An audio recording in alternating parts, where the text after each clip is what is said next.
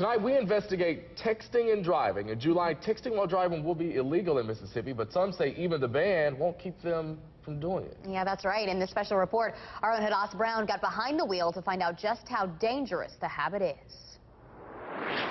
It's a simple distraction that can turn deadly. A few of my family members actually had fatal car accidents texting and driving. Studies say drivers who text while driving are 23 times more likely to crash, and we've seen it happen in Mississippi. Back in 2010, police say a 16-year-old driver was texting when a crash killed this man named Bill Lofton. That thing you driving with four wheels is a bomb. It's a bullet.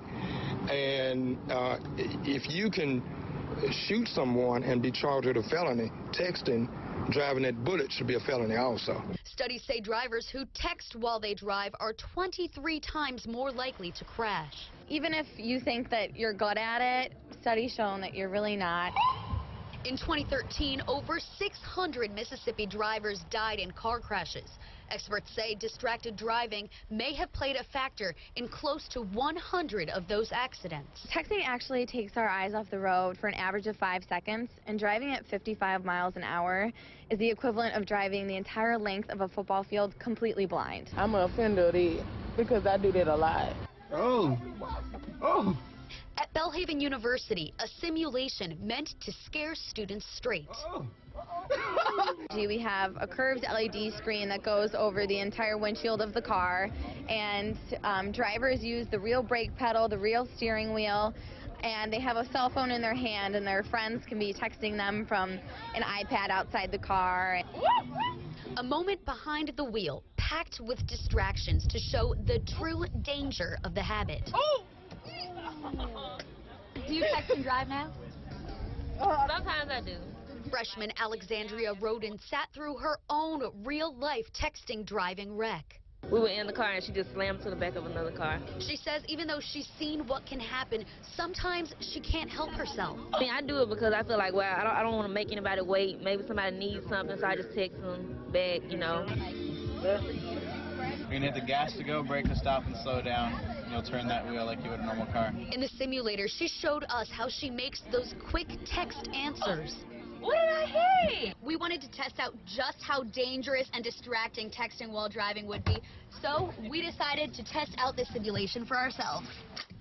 Go and give it some gas whenever you're ready. The cell phone in one hand, the wheel in the other. I gave it a go. Oops. And drove the car right off the road into a sign. Driving off the road, that was not good. Swerving, texting, and cell phone use. So I'm going to trade you the ticket for the phone. All right. A laundry list of citations for reckless driving. This simulation was cut and dry, but even with the virtual warning, a lot of students were reluctant to buy that it can happen to them. I ain't gonna lie, I wrecked, but they jumped in front of me, so that shouldn't count. He came into my lane. He came into my lane. It's not my fault. But what if that happens out on the road? Oh, well, then it would be my fault. This year, Mississippi lawmakers voted to officially ban texting while driving. The law costs $25 if officers catch you at first, $100 after the first year. But authorities say there are problems with enforcing the law. It still allows the individual to utilize their phone. It still allows them to utilize their GPS.